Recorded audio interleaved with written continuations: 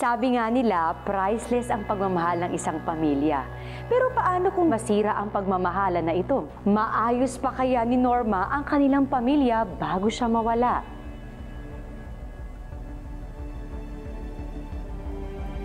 Hindi ko alam kung kakayanin ko lahat. Wala ka na, Elmer. Mag-isa na ako.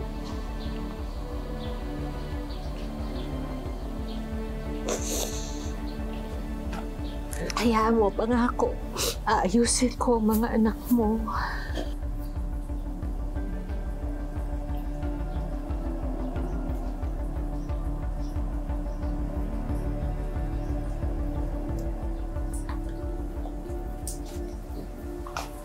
Ma. Nanay.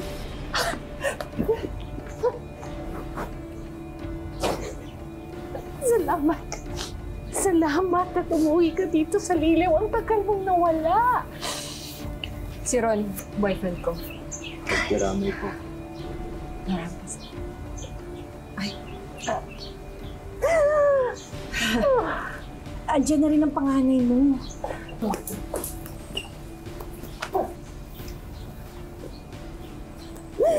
Ay, kapula.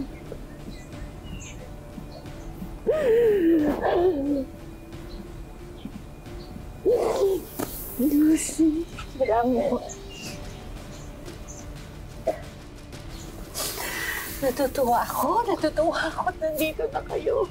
8 taon ko kayong hinintay. Ngayon, makubuo na tayo. Elmer, nandito na sila. Nandito na ang mga anak mo.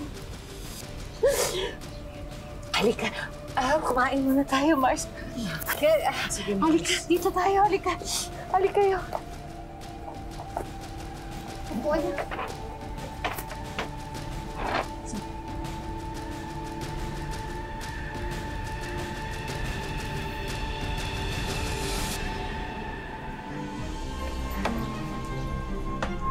Bago nawala ang papa niyo, hinintay niya kayong dalawa.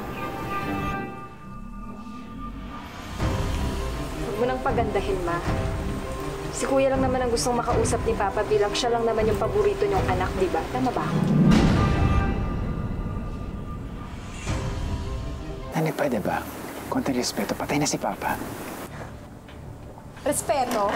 Nandito na nga ako, di ba? Kahit na hindi ko naman talaga naramdaman na naging parte ako ng pamilyang to, nagpunta pa rin ako. So, utang na loob to? Ha? Oy, tumigil kayo. Tama na. Kaya sa mga bisita, oh. Mga anak, please. Please.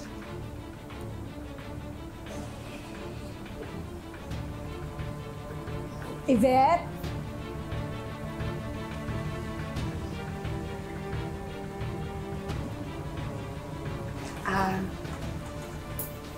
Kaya sana gusto ko kayong makausap dahil may ibinili ng papa niyo.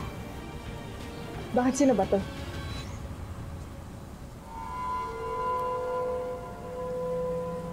Si Yvette, ang kapatid niyo. Ano? Mawating kapatid namin siya. Nagtapat sa akin ng iyong ama. Yung mga nagawa niyang pagkakasala. At dahil wala na rin siyang matutuluyan at namatay ng nanay niya.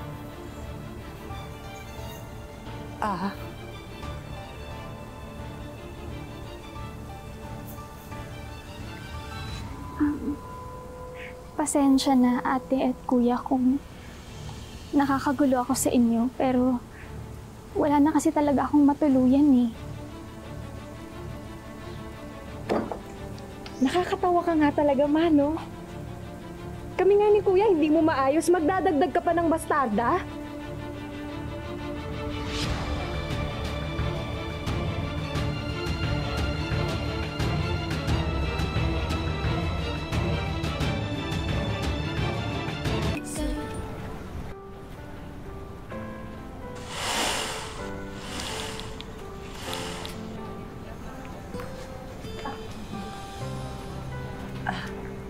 Mars, bigyan mo muna kaya ng time ang mga anak mo.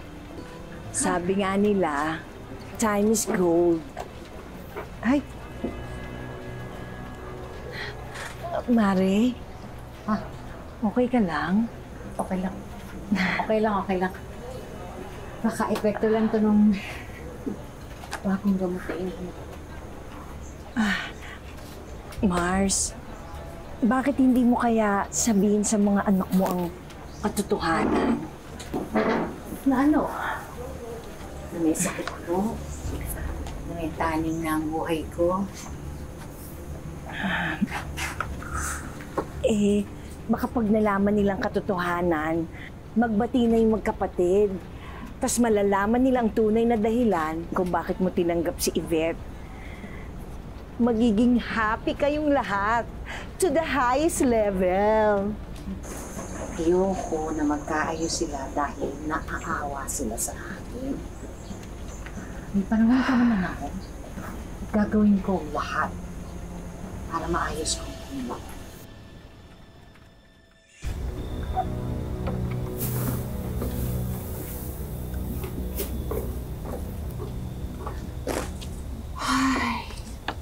Tagal mo naman. Kanina pa ako naghihintay. Siyempre, Mami, naghahanap ako ng tamang tiyempo. Baka mamaya makahalata na sila sa akin. So anong sabi ng mga horado? Pumasabay ang drama mo. Of course, Mami. Alam mo ba, awang-awa sila sa akin. Tapos paniwalang-paniwala sila na patay ka na. Talaga? Bravo, anak! Pang-award-winning ang acting mo!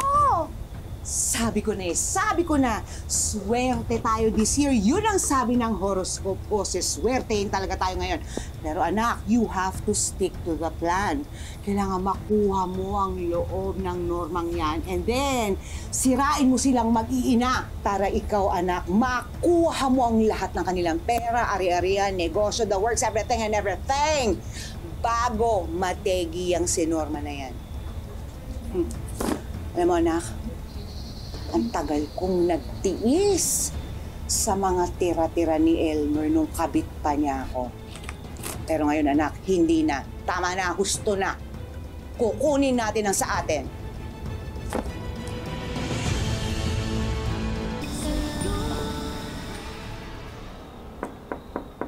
Pasok. Ay. Hello po, Tita. Good evening po. Halika. Pasok ka. Tita, hindi pa po ba kayo matutulog? Late na po ah.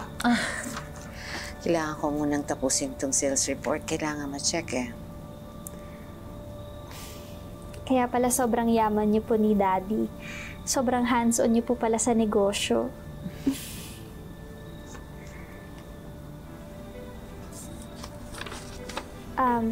Tita, gusto niyo po ba ng coffee? Huwag na. Nakakahiya. Ay, Tita, hindi po. Pagtitimpla ko po kayo ng coffee para naman po makabawi po ako sa kabaitan ninyo. Okay. Salamat. Sige po, Tita. Dito lang po kayo. Gagawa po akong kape.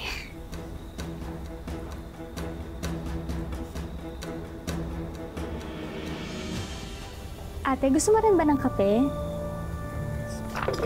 Hindi na. Ang gusto ko, is magkakilala tayo. Talaga, ate? Saan ka pa pinaglihi? Sa straw ba? Kasi napakasip-sip mo eh. Ate, hindi ako sip-sip. Tinutulungan ko lang ang mama niyo. Yvette, kung si Mama napapaikot mo, pues ako hindi. Huwag ka mag-alala. Malalaman ko rin kung anong totoong motibo mo.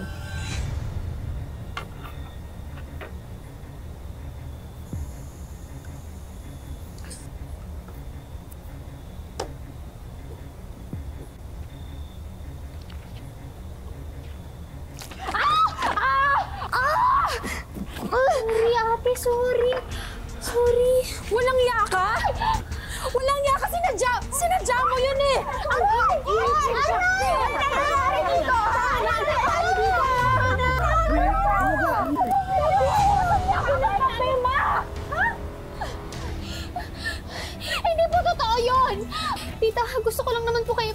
ng kape. Pero tong si ate ko, ano pong masasakit ang sinabi niya sa akin. Ayoko pong pumatol sa kanya pero tinulak niya ako kaya natapon ko yung kape sa kanya. Ate, sorry, hindi ko naman po sinasadya. Sinungaling kasi na dyan. Tama na! Nanette, yan ka na naman. Nagsasorry na nga siya, oh. So mas maniniwalaan mo yung bastardang yan kaysa sa akin, kuya? Eh, bakit hindi? Eh, di ba dati pa ikaw palaging gumagawa ng gulo sa pamilyan to? Ha?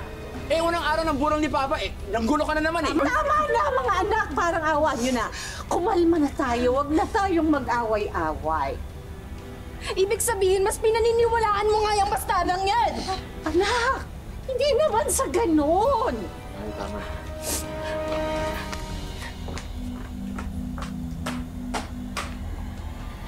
Tita, pasensya na po. Hindi ko naman po sinasadya na magkakaganito.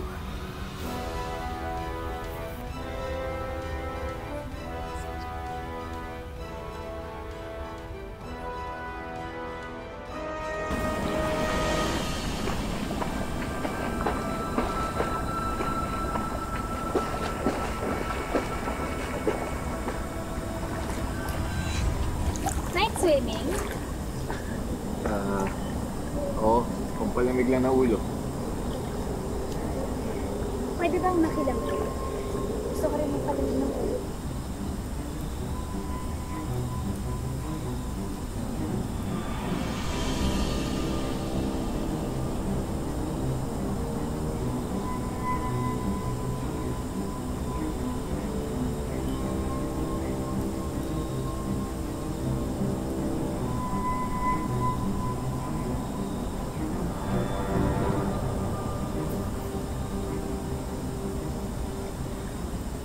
Pinag-iinitan ka ni ate, no? Sanay na ako. Pero dito for sure, hindi ka pa sanay. Anong ibig mong sabihin?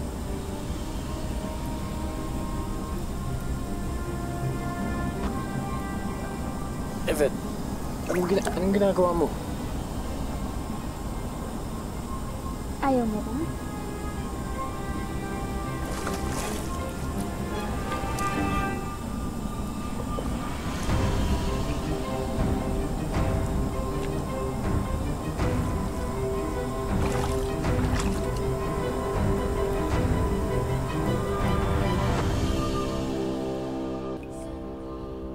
Ganyan talaga si Nanette kahit bata pa lang kami. Ginagawa niyang issue lahat, eh. Sobrang immature. Isip niya ako yung paborito ni Mama at ni Papa. Kaya siya nakuwi sa paglalayas at pagre-rebelde. Love, hayaan mo na. More than a month lang naman tayo dito sa Liliw. Tapos, after ng 40 days ni Papa, alis na tayo dito. Mabuti pa, pakalmahin na lang kita. Sana wala ka sa mood na yun, eh. Kailan ka ba nagkaroon? Uy, love naman. Ano ba? Ilan mo nga ako. Ano? Buti ba ang disyerto na didiligan eh. Ako lagi mo na lang ako ginaganito. Labas!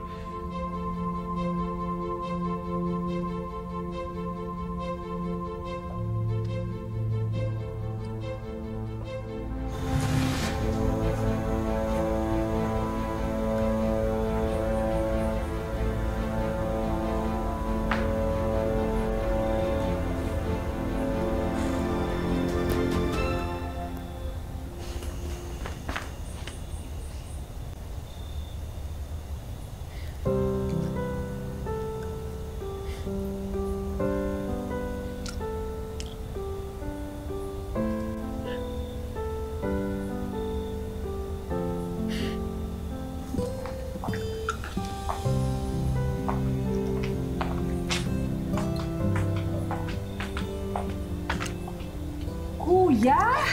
Nanette.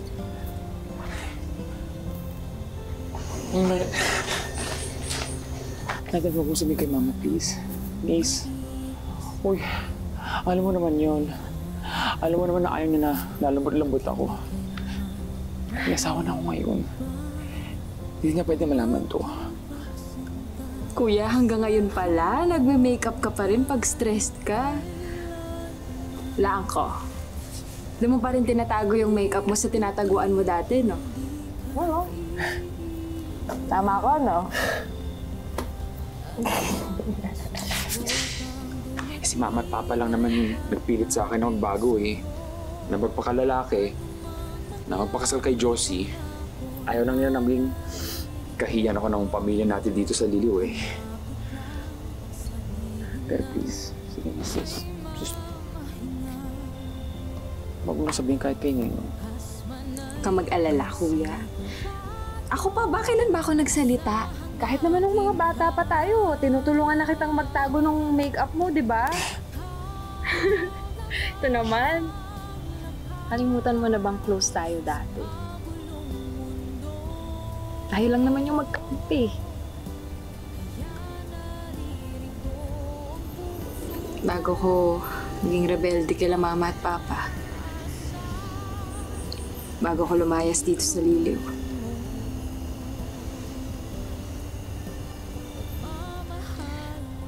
Kuya, hinahanap ko kasi si Ron eh, kaya ako pumunta dito. Wala siya sa kwarto namin. Basta huwag mo sabihin kahit kanino ah. Sis.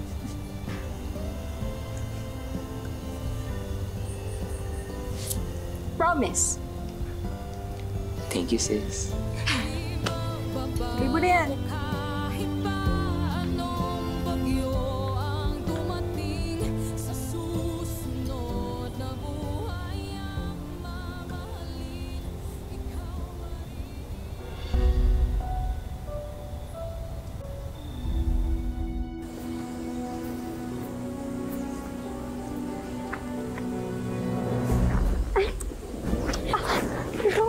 Baka may makakita sa atin. Lahat ng tao na sa factory na tsinelas, tayong dalawa lang nandito, okay? Ano ba? O, ano naman ngayon, ha? Wala bang round 2? Ha? Kala ko masaya na ako kay Nanette, pero iba talaga yung pinaramdam mo sa akin eh. Ano ba? Ayoko maging kabit.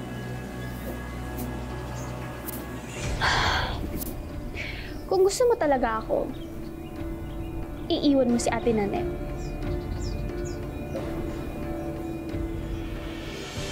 Narinig mo ba yung sinabi ko? At kapag nakuha ko na yung gusto ko sa pamilyang to,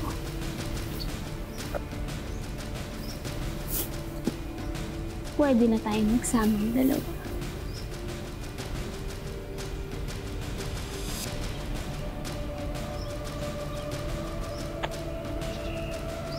Ano ba yung plano mo mismo?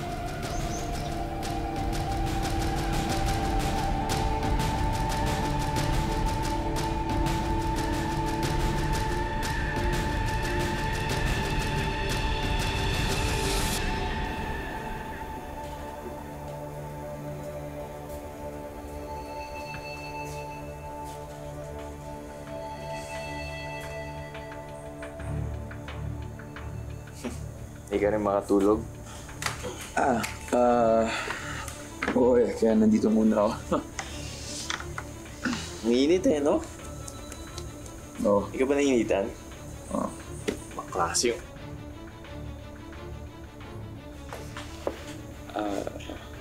Oo nga, kaya sumasal ulo ko. Talaga? Hmm. Alam mo ba, tinuruan ako ng nanay ko magmasahe para mawala yung sakit ng ulo. Relax ka lang.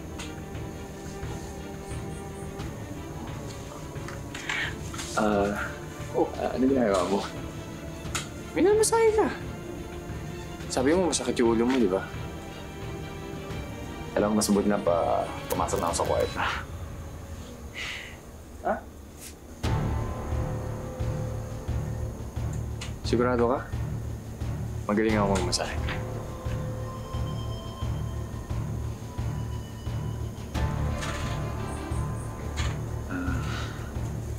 Mauna na muna ako.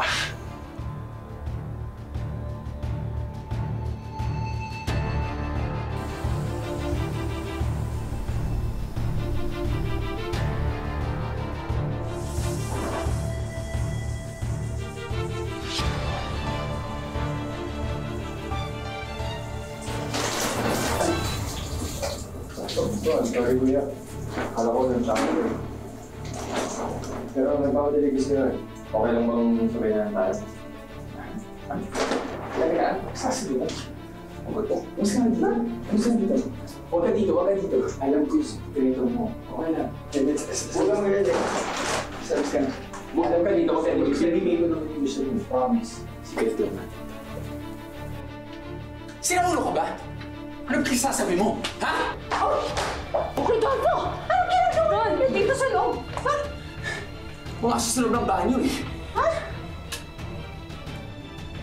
Ito!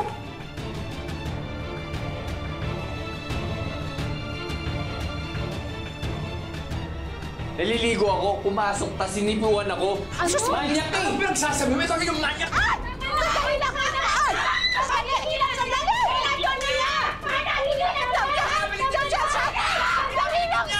Sandali lang! Lumayo ka sa akin, mapapatay talaga kita! Tama na! Wala akong ginawa! Wala akong ginawa! Siya yung pumasok sa loob ng banyo! Binabaliktad niya ako! Kuya, boyfriend ko si Ron!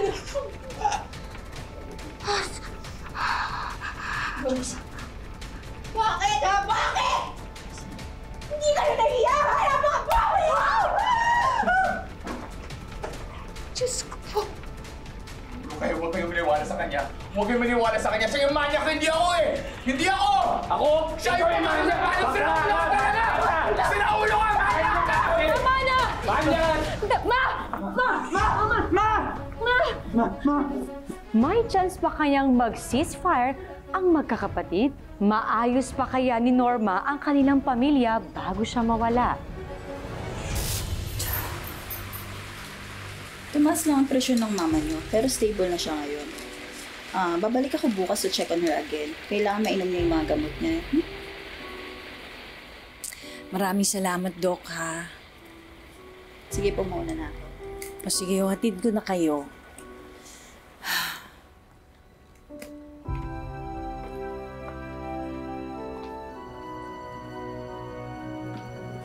Kasalanan mo lahat, dude.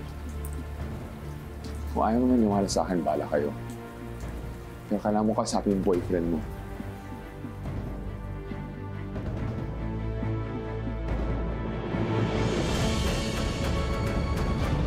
Ang usapan natin, pag-awayin mo lang si Rodolfo at si Nanette. Hindi yung mahimatay si Norma. Yvette, hindi ko naman kontrolado yung mangyayari, di ba? O sige na, baka mamaya may makakita pa sa atin dito.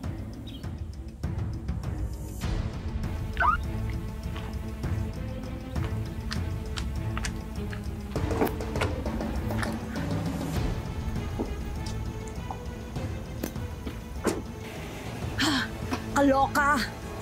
May something fishy talaga tong babaeng ito. And I have to do something. I have to find the truth.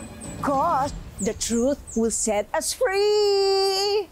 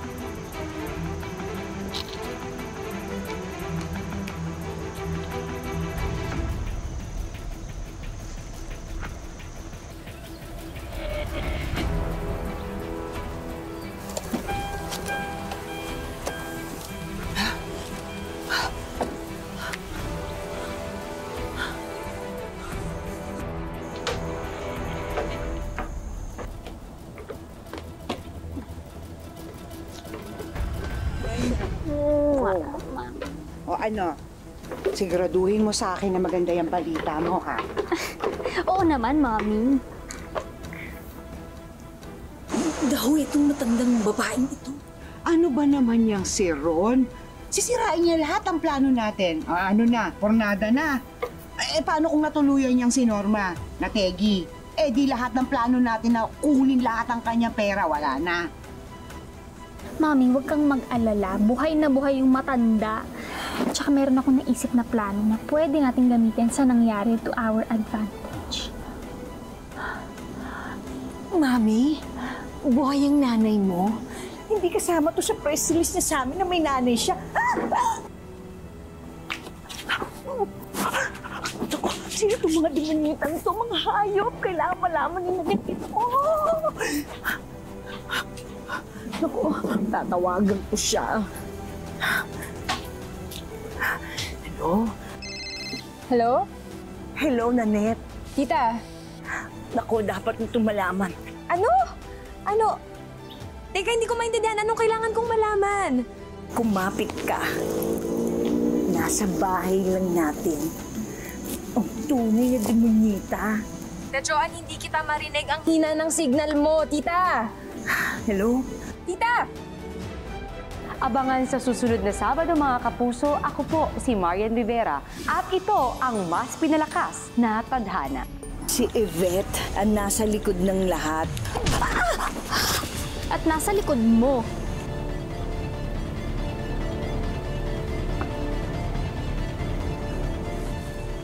Good. Halika, akyat na natin to sa taas.